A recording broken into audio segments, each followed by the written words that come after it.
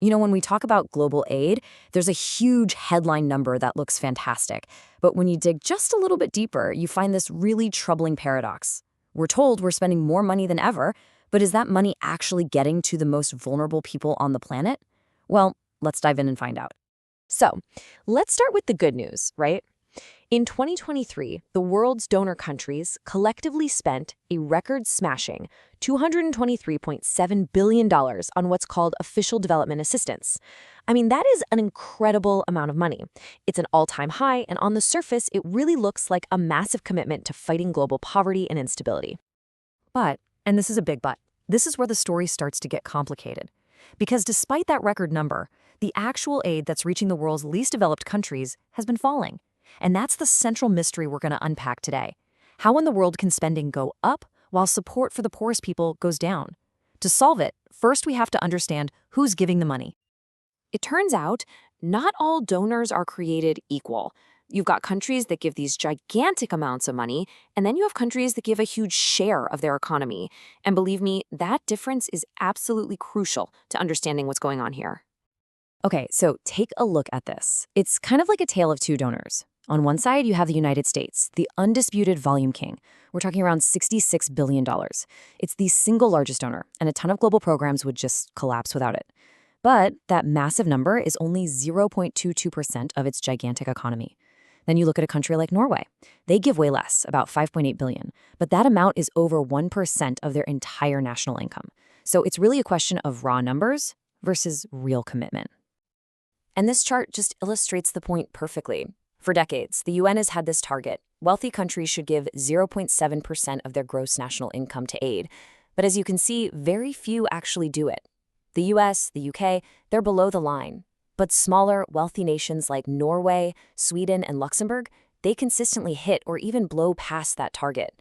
So the takeaway here is that meeting this goal isn't really about how big your economy is. It's about political will. Okay, so that's the donor side of the equation. Now let's flip over to the recipients. Because in the world's most fragile countries, aid isn't just a part of the budget. In many cases, it is the budget. And this has created a phenomenon that some people are calling the NGO state. So how does this happen? Well, it's through something called bypass aid. Just imagine you're a donor country. You want to find healthcare in a place that's struggling with, say, corruption or conflict. You probably don't trust the local government to handle the money properly, right? So you just bypass them completely. You give the funds directly to organizations like Doctors Without Borders or the World Food Program, and they become the ones who actually run the clinics and hand out the food. And the scale of this is just staggering. Just look at this comparison. For your average low-income country, aid makes up a pretty significant, but, manageable 3.8% of the economy. But for the Central African Republic, that number shoots up to almost 29%. Foreign aid isn't just helping the economy. In a lot of ways, it is the economy. And the Central African Republic is definitely not alone. I mean, look at this list: Burundi, Somalia, South Sudan. In all these places, foreign aid makes up more than a fifth of the entire national economy. In these NGO states, it's international organizations, funded by us, that are providing the most basic services: healthcare, education, food. The actual government has basically been pushed to the sidelines. And now we get to the real heart of the paradox. We've got record aid spending, but we know the money for the poorest is shrinking. So what gives? Well, the reason is a super controversial accounting practice, a phenomenon known as phantom aid. So what on earth is phantom aid? Okay, so under the official rules, donor countries are actually allowed to count the money they spend housing refugees and asylum seekers for their first year as part of their foreign aid budget. This means that money spent on hotels in London or on integration services in Berlin gets counted exactly the same as money sent to build a school in Malawi. It's aid that never ever leaves the donor country. And listen, this isn't some tiny accounting trick. This is genuinely shocking. In 2023, a staggering 28% of the United Kingdom's entire foreign aid budget was spent inside the UK. Let that sink in. That's nearly a third of the money that's supposedly for helping the world's poor that never even left the country. It just inflates the total aid number while siphoning funds away from where they're needed most. And here you see the direct result. This phantom aid is the key to solving our paradox.